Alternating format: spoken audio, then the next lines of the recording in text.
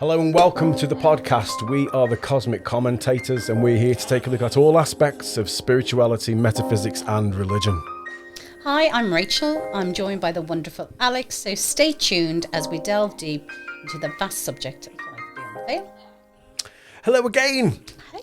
Back on another sunny day. I know, it's good. It's good I do you know what I was saying? I think I've said to you earlier, I do enjoying this. It kind of really feeds my soul. It does, yeah, it's good. And yeah, I love because we never know where we're going to go or do it. Yeah, usually what we say is we kind of pick a subject, we do whatever we do each separately, and it just comes together. And thankfully, it's divinely guided. It does seem to be, doesn't it? It comes out now, and we do hope you are enjoying our content because we're loving it. Yes, we are. So with that said, what are we talking about today? We are talking about Mary/Marian, depends on what religion you are. Yeah. Apparitions. Marian apparitions. Okay, so just a forward. We don't mean to offend any one of the Catholic faith or anyone else that believes in Our Lady. I believe in Our Lady. I pray the Rosary. This is not to disparage Our Lady or talk any whack about her. We're just looking at this from a metaphysical perspective and looking at the facts, the fruits of the apparitions, and what else could be going on, because there's a lot of different theories on these things, and we're just taking a dive into it. So we don't mean to offend anybody. We're just looking at it from a open perspective. So we just hope no one gets annoyed. Yeah, absolutely. And I would second that. As a raised Irish Catholic, Catholicism has formed all parts of my life. And I think, there's been times where my faith and my religion has been really the thing that grounded me and helped me.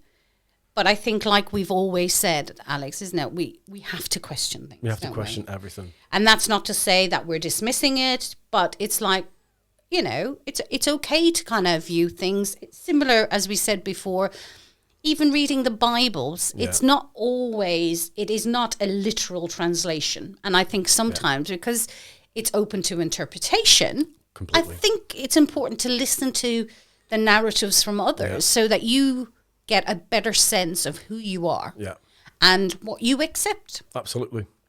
So again, we're not here to offend anyone, but as definitely for me, as somebody who accepted these and have done a lot, and as we delve into it, I was somebody who, as a child, would go to Knock, where there was an apparition, and we'll talk about that a little bit more. But it's only as I started we talked about this is something we were going to do, but I found it really interesting, and again, it's given me a slightly different perspective. Yes, definitely. On this. And it has helped me to, again, question more, but also grounded my faith and knowledge more as well. Yeah, so definitely. So that's where we're at. So again, we hope you enjoy. It is our opinion. We are definitely not here to dictate anyway. So, Our Lady, she has appeared many times from Guadalupe. Yeah.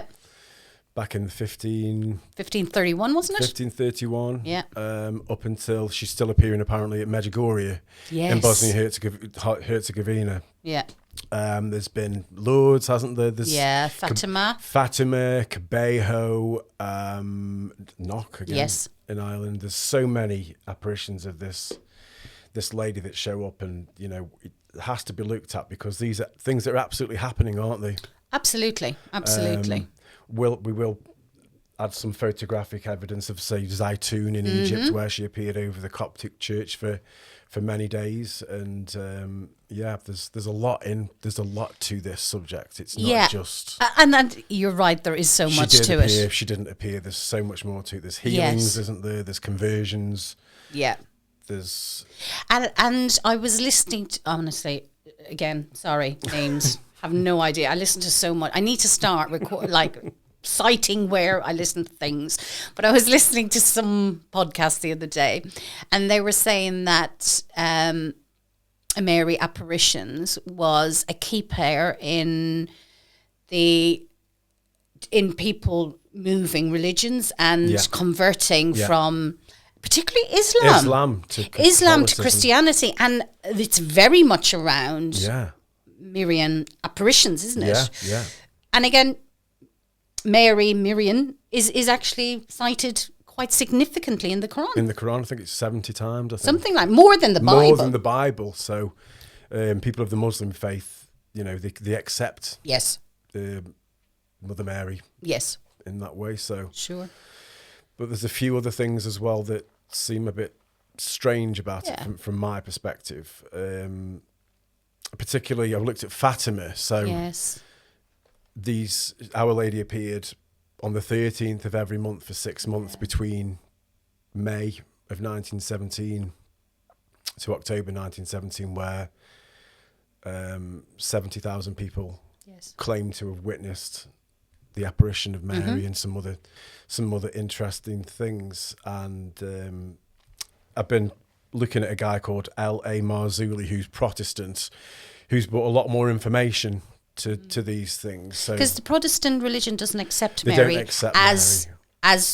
as being significant. No, Is that and- is that fair to say? Yeah, and they will sort of almost Catholic bash Yes. to say, you know, you're worshipping Mary and it's idolatry and all these things. And I can understand why people would think that. But again, when Our Lady appears, there's often healings and other miracles. I mean, the Vatican has, you know, approved many of these apparitions. Not so, there's others that she has that they've not approved, like Garabandal.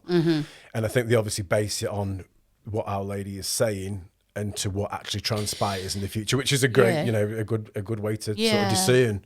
Because I Isn't think when I was little, and I have a bit about the criteria, and we can talk about that. But I think the Vatican is only accepting 16 Yeah. out of the Hundreds. hundreds that has happened or has been alleged to have happened, Yes. which isn't a lot. It's not a lot considering how many times she's sort of shown up, and I think they'll call it private revelation when Yes. they sort of don't accept it, whereas it's Yeah. you know, and again, I think it's testing the waters, isn't it? You know, I mean, the Vatican will take years and years to approve any of this. Hundreds for some, Hundreds of isn't years. it? I mean, as I say, for Medjugorje, where she's still appearing to people there, that's been approved for visitation, but it's not been approved as an actual sort of visitation site. So, And again, this is all new stuff for me. As I was looking into it, it's the depth that goes into verifying verifying it, yeah. if it is I'm not going to say true apparition, but if it's a Vatican approved. I think Vatican approved, that feels more comfortable for Yeah. me. And around, I mean, obviously it is very much about what is being said, what Mary is preaching or Yeah. presenting to the individuals is a key cornerstone. And then there's a lot around this psychological and emotional well-being of the people that are receiving this information. So I didn't realize, but obviously the Vatican have almost in-house psychiatrists and psychologists that will vet these people who are claiming these things to have seen not just Mary, there's other ones, and I mean I this is an offshoot, and I'm not going to, it may be something we come back to, but Padre Pio as well. Padre Pio. I mean, again, I kind of went off on a tangent, but I don't think, I think there's so much to talk about in this. Oh, yeah. I think, again, that might be a useful one to come back to at another Yes, time. But definitely. again, it's been verified and kind of what the Vatican accept. Yeah, I mean, according to Padre Pio, the devil showed up as Mary to him at one point, and when he asked Mary to sort of say, you know, Jesus is Lord, it either disappeared or threw him around the room or something, you know. I find his story fascinating. Oh, he's a fantastic guy, isn't he? Because he'd got like such spiritual gifts. I mean, he could, when people went to confession, he would remind them of things that they've forgotten, and how, you know, there's evidence that there's talk of him bilocating. You know, oh, absolutely, supernatural gifts. You know, 100%. So I do think it would be helpful to delve specifically into him, because again, it was only through this reviewing about Mary that I kind of, as I said, went into, and so much information. I remember growing up, and I remember praying to Padre Pio. Yeah, we did. Yeah. Why we did, I didn't know. But as I started to read more about, again, fascinating guy, because he had the stigmata, didn't he? And all that sort of stuff. Yeah, you know, it was really incredible. Fascinating guy. Yeah. And you know, there's a whole. So obviously we've talked a little bit about, obviously the individuals get vetted, what Mary preaches or proclaims, you know, and the messages that she presents is kind of what that content is about. One thing that stuck a little bit uncomfortably for me was very quickly the bishop, because it obviously starts with the bishop's approval, doesn't it? And they decide, whatever region that the apparition has happened, they decide whether there's any validity in it. And obviously to start the collating of evidence to assess if this is a true apparition.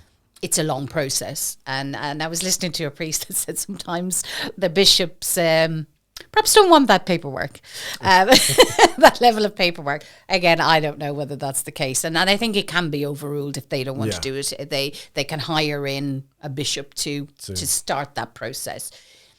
But one of the key things for me that I found, I don't know, are we missing something here? Is very quickly, if what Mary is presenting to the audience or the people that she's appearing to isn't in direct support of what the Catholic teachings, it's dismissed. Yes. Yeah. And I'm thinking, well, what happens if we need to hear that? What happens if there's a message there that, okay, may not be exactly with scripture or directly accepted with Catholicism, but maybe it is significant for humanity that we need to hear that message? Well, I mean, you know, the main one of this is the third secret of Fatima that was supposed to be released in 1960, which never was. Interesting. I didn't know that. So Mother Mary revealed 3 secrets to Sister Lucia. Yeah. But the third secret was never known. And there's a big sort of open question about what is that third secret and why was it not released. Apparently Our Lady asked that Russia be consecrated to her Immaculate Heart. Okay. Which would end, you know, various wars. And I think Pope Benedict did it, I think, in 1984. I think Pope Francis also consecrated Russia to Our Lady as well. Okay.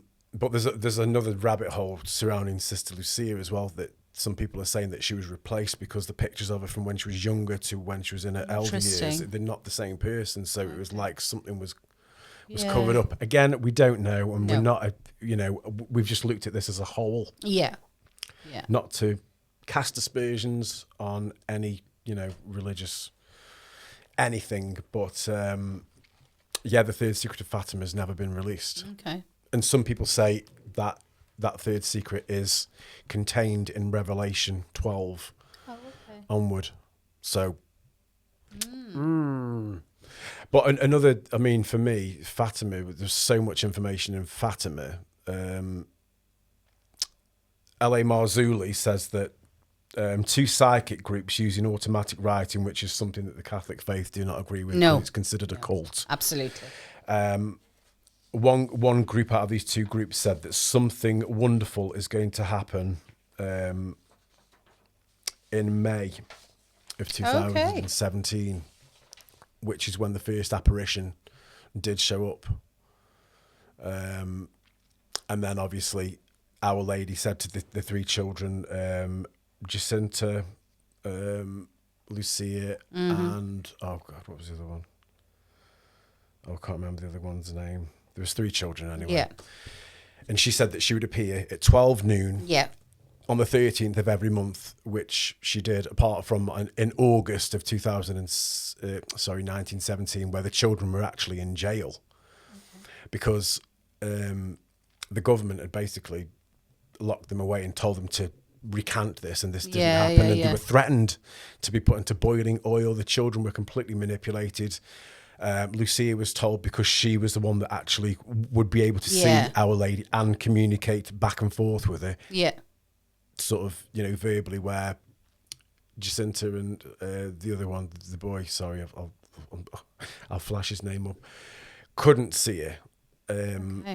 So they were locked up and manipulated and said, you're going to get boiled in oil unless you recant this story. And Lucia never did. Other key things as well. So to the other two children, the children asked Our Lady, will we be in heaven with you? Yeah. And Our Lady said to Jacinta and, I've got the name written down here somewhere. Jacinta and the other one, that they would soon be in heaven. Okay. Now, but not to Lucia. Not to Lucia. Now, this did come to pass.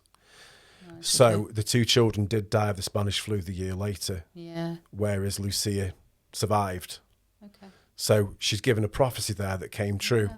And she also said, if you pray the rosary, the war will end soon. And it ended on the 11th of November, 1918. So she has given accurate sort of prophecy there. Sure. Yeah. And I'm going to throw a little bit in. Give it to me. So we do know, obviously, Fatima, Portugal, political turmoil at the time. Yes. We had the 1910 revolution. Yeah. And there is questions, again, I'm not saying that I believe this, but there is questions that, was this a manipulation? Mm-hmm. And, particularly around the global and the political and the religious climate at the time. Yes. So we have World War I's ongoing. Yeah. Portugal's involved. Yeah. Suffering extreme hardship. Poverty. Massive, a lot of unrest, social unrest going on. This apparition, and again, I think we'll touch on children in a bit, is obviously to these three children.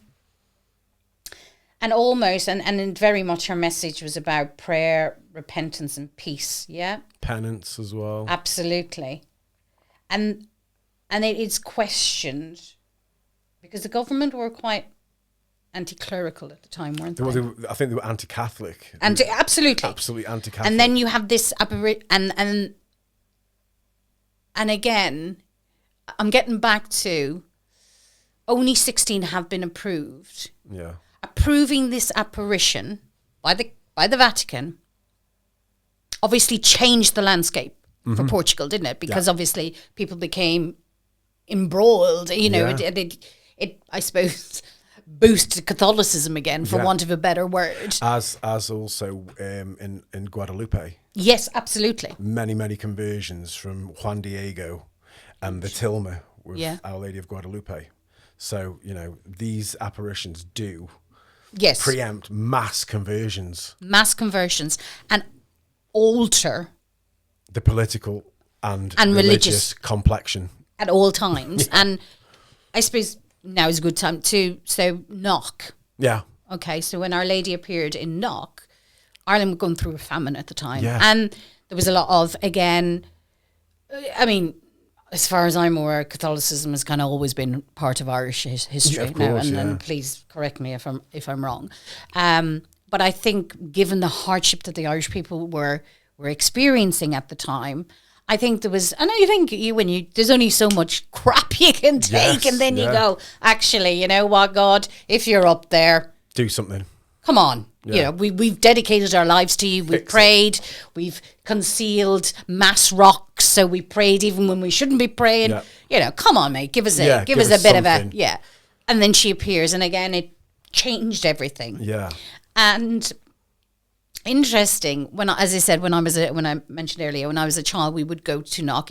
We lived about an hour's drive from Knock, and I remember being very little, and because she appeared at at the side of like a church, and I Yeah. remember being very little and going in and kissing the stone where she appeared. Yeah. And I remember as a kid there was something. It felt quite magical. It felt like a sense of unity. There was Yeah. something. I mean, again, I'm seeing this through the eyes of a child. I Yeah. mean, you know, whatever. But after my sister passed, my mum is very into knock and goes a number of times a year and worships and stuff. And for her, and we did it as a family. We went and we had mass there, and it was really nice. But for me, the energy of knock has changed. It's Right. almost become a little bit commercialized. Sorry, Mum, but that's how I feel. Again, I'm a different person now. I'm an adult. Obviously, I'm questioning things and feeling things differently. Yeah. But also, you know, there's now a massive church, and I do know there's massive, you know, pilgrimages to knock. So, I do understand that obviously something bigger had to be created because you couldn't house all the people. But I didn't feel what I felt as a child. Yeah, well, maybe, you know, that commercialization takes the magic out of it, doesn't it? I think it does, because it's just an exchange of money then, isn't it? It just becomes a money-making thing, you know. But Our Lady always does seem to appear when there's conflict and issues. Always. Issues going on. And it's always seems to be children, doesn't it? Whether Yeah. children are more open to this, but they're generally believers, aren't they? They're normally Catholics that she appears to. I mean, she also appeared to children in Garabandal in Spain, in northern Spain, which again hasn't been approved by the Vatican. But it's always a similar message of pray the rosary. But there's almost like an element of threat to it as well. Like she said, I think at maybe Garabandal or Fatima, that, you know, the hand of my son will come down if people don't change their ways. Yeah. I'm thinking there was something. I definitely think that was more Fatima, but yeah. But as you said, it's a theme. It's a theme. Similar, aren't they? You know, sort of. You know, people need to change, and I agree. I agree. People do need to change almost, and sort of become more sort of, you know, loving and, you know, accepting. That doesn't fit for me with the divine feminine. No, it doesn't. And I get it's a threat, isn't it? Almost. Do this or else. That doesn't. Yeah, that doesn't resonate with me. And from the other side of it, you know, Protestants will say that this is all demonic activity, and, you know, it's all a manipulation. And I think, why would you? For me, there's two sides to this. So she will show up to children because children are more open. They're closer to the other side, aren't they? So they're not infiltrated with, you know, the programming that we receive, and they're more pure vessels in a way, aren't they, children? So it would make sense that, you know, a loving, you know, apparition would show up to children, which she seems to do, which she doesn't seem to show up to adults very much. You know? So, but the other side of that is children are easily manipulated, and you know. And another thing is, again, at Fatima, people reported different things. So some people said they saw the sun dancing around in the sky, and that it was going to come down, and people were really frightened and all this sort of stuff. And other people reported seeing a dull silver disc, which, again, for me, it's typical of UFO activity. And apparently on the day of the 13th of October, when the main apparition happened, that the 70,000 people were there, not all of them saw it. And that for me is something that I've been quite, because, and again, listen, two sides to everything, don't, you know, and I'm not disputing that, but there is no unified vision of what Mary is. Is there? No matter whether they be three people viewing the same apparition, or Lourdes, Fatima, Guadalupe, they were all different images. Again, you could say, well, actually, because it's been said that Mary can shape shift, and that she alters her appearance in order to feel to not less frightening. And to feel sense. more connected to people, which again, that could be the case. Which I think happens in the near-death experience, where you know, it's tailored to you, what Sure. you are able to accept, because if it came across as something that you've never seen before, that you'd be like, what, it'd be frightening, wouldn't it? Of course, so if Our Lady does have a message, she's going to appear in the most loving, gentle way, which would make sense, you know. But again, you know, with Fatima, this disc is a strange thing, because apparently it did this sort of flyby. It went up, went down, then it flew over people. Yeah. And the people that it flew over, apparently, their clothes are all dried. Yes. And they got some kind of like radiation sunburn and things like this. And then LA Marzulli has also said, which I've not been able to find any verification on, but he did go up against a Catholic. And, you know, the Catholic commended him on how much research he'd done and how well he'd done his research, you know. Because LA Marzulli was saying there's 3 things that he doesn't like. A, the automatic writing before the apparition. Right. B, this sort of UFO sort of thing where, and also apparently car windscreens exploded. Oh. Yeah, which we didn't know about. Oh, I've never heard that. Yeah, windscreens were exploding. And then obviously this disc, you know, people wouldn't have known what a UFO was back in 1917. But this disc went over people and it dried out all the clothes. And they got like radiation burns on the face, which is very typical of UFO activity. It is. And we've obviously talked about that previously. And also, if it is the divine, if it is Mother Mary, why would things be shattering? Why would there be, you know, as you said, that radiation, you know, I'm not saying they were burned, but why, for me, the apparition would be just contained in itself. There shouldn't be, I suppose, fallout from that or debris. Do you know what I mean? And it's almost like, you know, because they said it was the sun dancing, and it's like, well, the sun gives radiation, doesn't it? That's what sunburn is. It's radiation. But also, there's two people sort of standing together. One person saw the apparition, and the other person saw a silver disc. Now, again, it's almost like these beings, whatever they are projecting that image individually to people. How can 2 people standing side by side see 2 different things completely, not even remotely similar? A disc, a dull silver disc, and an apparition of a beautiful lady in the sky. Yeah, it's got some. And also, I mean, thinking back to the statues that we see in churches of Mary. Well, how can we verify it? I mean, whose vision is that? Yeah. Or you know, or is it just a sculpture sculptor is given a brief summary or description of create this She's entity. often in blue, though, isn't she? She's blue and white, isn't it? White, yes, and they call her Queen of Roses as well. Isn't there something about roses around it? Well, again, I think she appeared in Germany and said, "I am the Queen of Roses, not to be confused with the Lady of the Rosary, the Queen of the Rosary." Yeah. So. What? There's so much stuff in this. I mean, you know, again, going back to the windscreen shattering, the Catholic guy said that whenever Mary's present, Satan is also present. So there will be demonic activity as well. Why?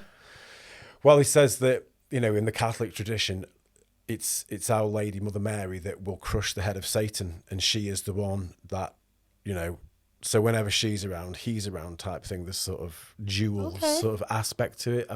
You know, again, I don't know. And Catholic exorcists will tell you that if Mother Mary shows up, it's the done. Exorcism is done. And she doesn't even have to say a word. Her presence will rid anybody. Yes, actually, I did hear that. And I've been listening to quite a few priests that are talking about, and absolutely. Because they say they don't know who's going to show up for them, do they? No. And yes, I have a lot of them have said as soon as Mary arrives, it's like done. Game over. We're finished. So is it a spiritual battle? I mean, you know, if Our Lady's showing up, is the demonic activity going on as well? You know, because Our Lady has spoken in private relations, saying to other people, I think it was a lady in New York, that you know, UFOs are demonic, and you know, is it a real-time battle that we're watching? And then I'm questioning, because this is new to me as well. Do you see the vision depending on where your soul is at. Yeah. So if, say, you and me saw the vision, because obviously we're open and we're, you know, we're spiritually connecting, would we see Mary over a UFO? Yeah. Exactly. And depending, I suppose, on your level of expression belief, of the VMAT2 gene. 100%. See? People, we've covered so much stuff. It all kind of connects. So, it does, doesn't it? So that's 70,000 people, because not all of them saw it. Do the people that didn't see it not have such a high expression of the VMAT2 gene, maybe? Could that be the reason that's so... Because there is a demographic of those 70,000 people that said we saw nothing. Nothing happened. Yeah. We were looking for something. Nothing happened. Other people saw the actual thing. Some people saw a disc. They saw the sun dancing around in the sky. I mean, I can't even imagine how that would, how it would look. And then you've got car windscreens exploding, and that for me I find a bit. But then if it's a battle, and if it's a battle of two energies, well, boosh, I could see things exploding. Could it be that makes a kinetic? Yes. Sort of, oh no, it would be, wouldn't it? Could you imagine? Sort of thing. And then there was another guy that claimed it was actually a comet that went over. You know, when comets go over, they can flatten trees and do all sorts of things. And it would... That's pretty specific. That 70,000 people there waiting for Mary, and a comet just randomly. Well, there was no comet seen, but this guy was, you know, another again, sort of theory. Yeah. Yeah. Again, okay, so much. I'm going to throw a spanner in Go here. on then. What happens if it isn't Mother Mary? Well, this is it. What happens if it's Mary Magdalene? Who knows? Because I started with this apparitions, and Mary Magdalene is very much around the rose, because there's a lot of mention of roses, and I am, because actually we don't know. We see these images, but there's no, because a lot of the time she will never say, I am Mother Mary. No. Will she? She will say, I am Our Lady, or the Lady of this, or the Lady of that. Oh, I think we just had a light go out. Oh, that's interesting. Dun, dun, dun. Okay, maybe it is Mother Mary. Okay, maybe okay. I didn't. Let's see if it comes back on. Maybe that's a bit strange. There's always, Look at that, eh? A manifestation. That's not happening, people. Anyway, they're not. It's not working. Okay. So. Where were we? We were talking about Mary Magdalene, but maybe we shouldn't. Okay. So, again, going back as a child, right? Mary Magdalene. I don't know about you, but I was always believed she was a prostitute. Yes. Okay. Yeah. The more I'm learning is actually she was a disciple of Jesus. Yeah. And she was actually one of his confidants. Yes. And the more I listened to, the more around she financially supported him. She was there when he revealed a lot of the information around how to move forward. She is mentioned more times in the Bible than pretty much any other disciple. And there is statements like, you know, when they went to Jesus' tomb, Mary Magdalene was there, and the other Mary was there as well, like the mother, absolutely, the mother of God is sort of the other Mary. Yeah, I'm like, that feels a bit weird. It does, doesn't it? The other Mary. And this is what I was listening today, and it was really interesting guy, and what he was saying was, you know, nothing in the Bible is random, you know, and the vast majority of time when they talk about Jesus and the work, they won't name people. They'll just say, you know, he met a woman or he cured a man. Yeah. But to be named is quite significant. And I think she's named up to a dozen times in the Bible, which is a lot in comparison to Thomas. Isn't even mentioned that many times, which again is quite, you know, so what they're saying is the more times you're mentioned in the Bible is an indication is how close you are as a confidant to Jesus. Yeah. So that was, again, really, really interesting to hear about. And they do say that there is a mention of her being possessed or having some demonic possession. And actually Jesus cured that. But they talk about the number 7. And again, it's questioned whether she had 7 spirits, demonic spirits, or 7 was the strength of the spirit. Because 7 again is it's quite significant in Hebrew, isn't it? Yeah, it's a very biblical number. It is a very good biblical. So does that mean she was so strongly possessed because she was so close to Jesus, but he, that was removed from her? So there's a lot of stuff around Mary Magdalene, and again, maybe something we could explore in a little bit more detail. And then I go, how did I not know this? How did I not know that this woman was so significant? Why were we always portrayed, or why was it always that she was a prostitute? What would be the benefit of that? Yeah. And then I listened to a bit more, and it is said that her and Jesus were a couple. Yes, I've heard that. And that there is a spiritual bloodline from Mary Magdalene and Joshua, Jesus, whatever. And I'm thinking, if there's another bloodline, I'm not sure the Catholic Church would want to hear that. No.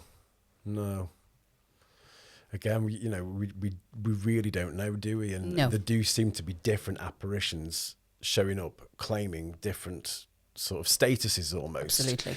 And I think another strange thing is as well, apparently, she'll ask for a church to be built. Yes. And then she'll approve the plans for the church. And I think in some of the apparitions, she's gone, no, I don't want like that. Yeah. It needs to be bigger. And she'll be very specific about, you need to address me this way. Yeah. But never says, I'm Mary. It's like, you need to address me as, Queen of something, Queen of Heaven. And she often appears with jewels and crowns, which doesn't seem like the Mary of the Bible, who is humble.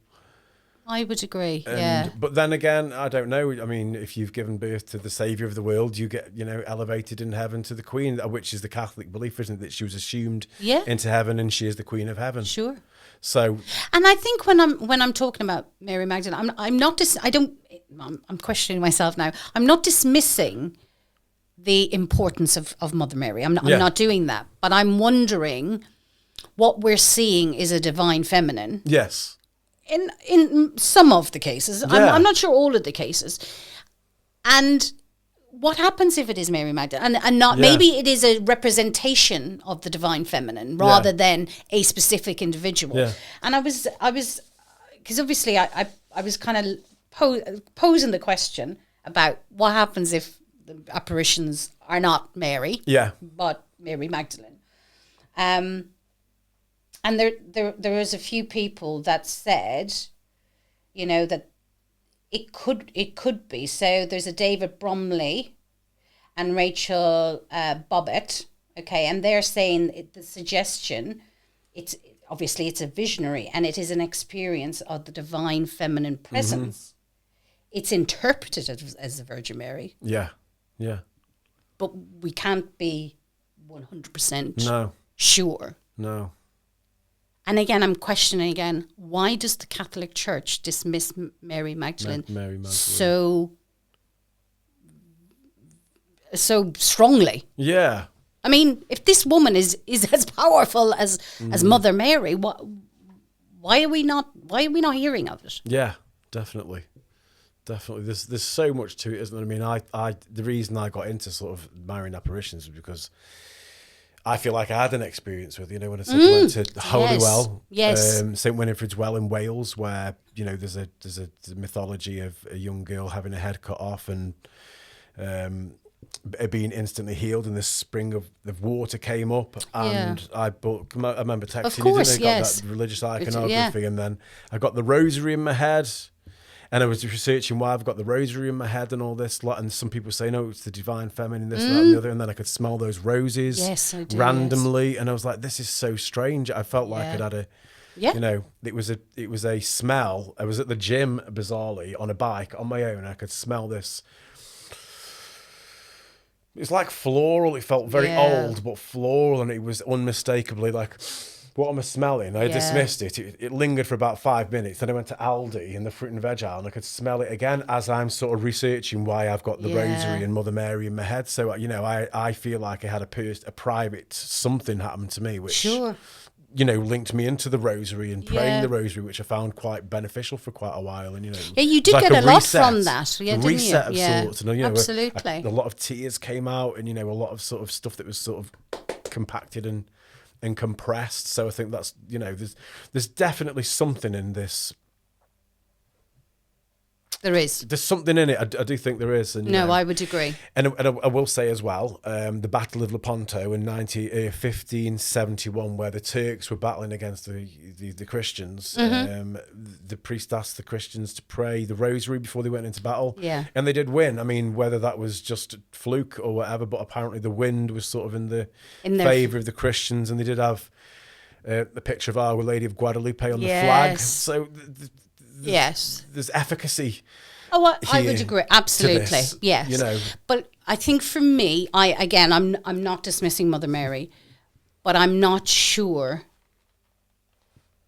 if I fully accept that it's only the 16 apparitions that are significant. Yeah. Because of the benefit that the Catholic Church got from approving them at that time. Yeah, definitely. I think that's where I'm at. Yeah. Again, and there are, healings. A lot of people go to Lourdes and they get miraculous healings. Absolutely. A priest that I know said he's been to Medjugorje and he got a healing. Yeah. Absolutely. And I think you can't dismiss that. And again, isn't it in Lourdes? Or is you it walk an through. egregore? Yes. Is it mass consciousness believing that you're going to get... and we do know the power of the mind. The power of the mind. And if in my head, if I'm going, say, to Lourdes and I'm going to walk through that water and I'm going to be cured. Yeah. I'm going to be cured. Yeah, exactly. I mean, but isn't it... And if that's what we need to have that power of healing, I'll go for it. Yeah. So I'm not dismissing it. That's what people go there and their belief is so strong that, Mother Mary is there and the Mother Mary will cure them. 100%. Let's build it everywhere. Yeah. And also people projecting that belief onto that particular area. Does that hold some kind of energetic value? Well, we've talked about the collective consciousness and the power of that. Exactly. So and again, but then there's things like Garabandal where Our Lady appeared there, saying similar things, pray the rosary, this, that and the other, but she also gave prophecies that didn't come true. There's a guy called Joey something, he's a guy from New York, and he had an accident and a car wheel came off and hit him in the face and he lost his vision.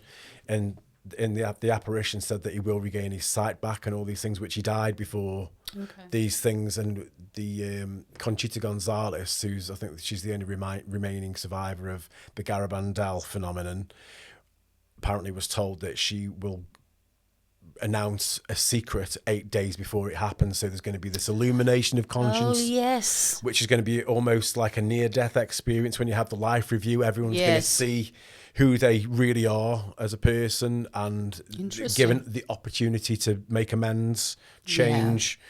And then if they don't change, the hand of Jesus will come down, because she came saying, the cup is half full. Yeah. And then it was overflowing and people's sin and blah, blah, blah is getting too much. But Conchita Gonzalez lives in New York now, and she's gone sort of very, very quiet. But there is an element of prophecy with this apparition, whoever she is. Yes. Whoever she is, but there's also almost an element of fear as well, and that's the bit that I struggle.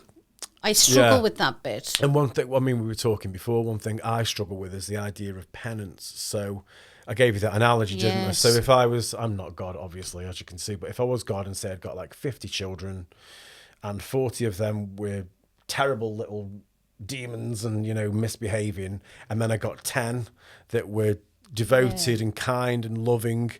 I would not say to the 10, you need to suffer to pay off what they've done. Surely you would, the 40 that were misbehaving, you say, right, I'm taking away your phone, your iPad, you're not having any ice cream, we're not going to the cinema, you're going to, till you learn to behave.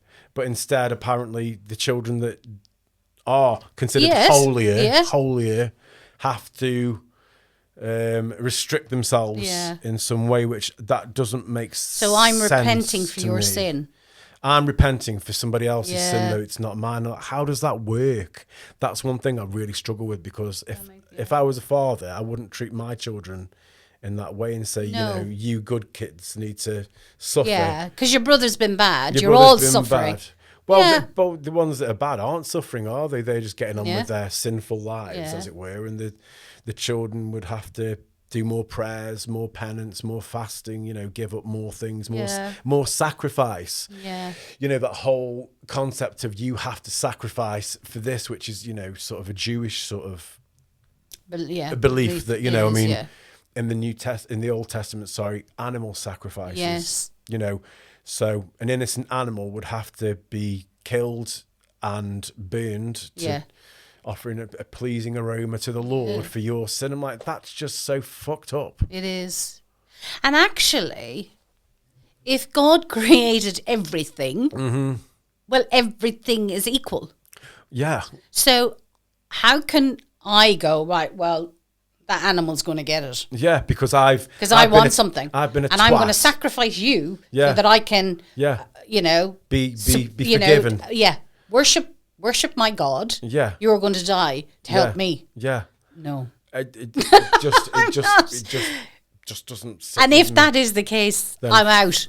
Then yeah, no, thank you.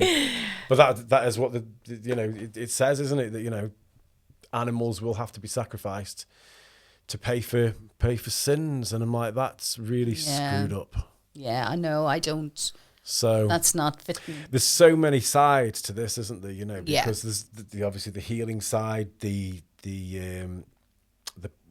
prophecy side of things happening. Yeah. But there's almost like this threatening nature. So I don't know where I sit with it. You know, I really don't. I mean, Yeah, I'm the same. I would think, need to see it myself. Yeah, and I think this is the only podcast that we've done where I haven't got a definitive No, opinion. I don't have a definitive, because there's positives and negatives Yeah. to these things, and things that have come true and things that haven't come true, and you know. And even getting back to what you said earlier, you know, vast majority, she appears to children. So I get that they're innocent, but equally, it could be easier Easy to manipulate. manipulate and get So your again, agenda pushed through almost. But for me as well, the government trying to silence you and trying to get you to recant. Why? Yeah, exactly. Why? And I will say that Mother Mary doesn't like communism. No. She does not like Yeah. communism, and she will fight against communism. Yeah. That seems to be like part of her thing. She, you know, often appears on top of a crescent Yeah. moon, which is, you know, synonymous with Russia. Yeah. And things like that, asking for Russia to be consecrated to her Immaculate Heart. You know, she doesn't like communism and that sort of thing. But maybe she has a more... I don't know. Sorry, I don't actually know where I'm going with this. So when I think of Mary, I think of Mother Mary, very loving, very warm, very giving. Humble. Yes, all of that. Very sweet and beautiful. Sweet and beautiful. Well, maybe she isn't. Maybe she's a warrior. Maybe she, and that's where I'm going. And then I'm thinking of all the divine feminines out. They're not all sweetness and light. In fact, the vast majority are formidable forces. Warriors. And maybe she needs to have that element to drive it forward. Again, this is another question. I'm getting more confused by the minute. But maybe there's an element that actually she's going, right, okay, sort it out, or I'm telling you, the hand of God's coming down. Well, yeah. You know, I mean, you know, your Catholic priest will tell you that she is this formidable force. And, you know, the Catholic priests have said that they've had her in her ear again, get in there and do what needs to be done. Yeah. As within regards to exorcisms Sure. and things like that, she'd be like, get in there and sort it out. But think of our mothers. But Any your mother mothers. would go, Sort your shit. Sort your shit. Get and do what Get you in need there to do. and shut up. Get and do it. You know what I mean? So maybe, and again, I'm questioning, maybe it's my ideology of what she is different to the reality of what she is, because actually no mother is love and light all the time. No, well, you can't be, can you? No, Especially 'cause you if you've got have a to bunch have of little like shits. rascal, you know, renegade children running around doing all sorts of shit. You know. So maybe it's my ill-informed idea of Mary. Yeah. When actually She's both. Well, she's a powerhouse. Of course. She's the strong, the divine feminine, but she is the love. But it's like, I'm going to be very clear with you now. This is what needs to happen. What needs to happen. That's guidance, isn't it? And if you were the divine, you can't just go, oh, will you please do this? It's like, sort it out. Yeah. Sort it out, because you're getting on my nerves now. Yeah. You've got on my last nerve, and And how many times do I need to appear for you? How many for times you to sort it out? I've got to come and say, please pray the rosary every day. Yeah. Because, but then again, I'm thinking, why would you need to pray to get things to happen if there's a loving God that loves us all? Why do we need to ask for these things? Because surely God would know what's going on. I don't know. I mean, I'm sure we'll get plenty of people in the comments that will correct me on this. But or is praying opening the channel so he knows we're with him? Yeah, I suppose you're forming an allegiance, aren't you? Yeah. You're sort of saying, I'm with you, and by this prayer, I am, I am devoting myself to this, that, and the other, Whereas other people, your Gnostics will say, that you're feeding something with the prayers. There's that element to it too. Or you're praying to something that you're feeding an entity that might not be, as good as it makes out. Or why would an entity need prayer and worship? I don't understand that. Why would you? But need again, to ask? I was listening to, who was I listening to? Billy Carson, who was saying we shouldn't. Not that we shouldn't. Actually, he has never said that. Let me correct myself. He's talked about amen. So after every prayer, it's amen. Mm-hmm. Well, actually, what he has said, that it's Amen Ra. So when we say amen, we're actually praying to Amen Ra, who was a vicious dictator. Yeah.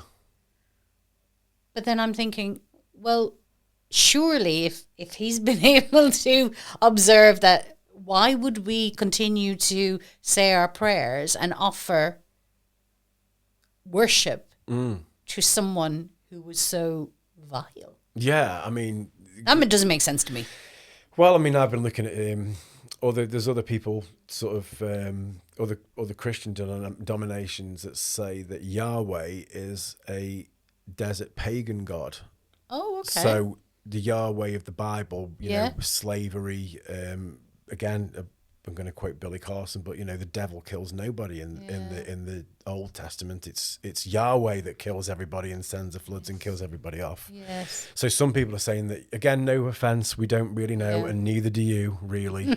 Nobody actually knows, but some people are saying that Yahweh is a desert pagan god that requires worship and sacrifice. Which would fit with... Which is very pagan, isn't it? Because the pagans sacrifice children to Moloch. Yeah. And things like that. So has something got lost in translation somewhere?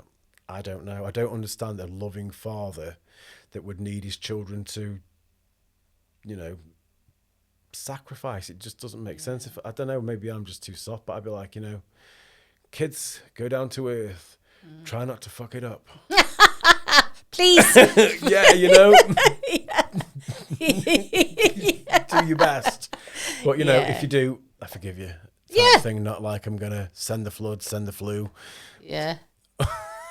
And then you've got this apparition coming saying, "If you heard what he's saying, if you don't do this, then I don't know.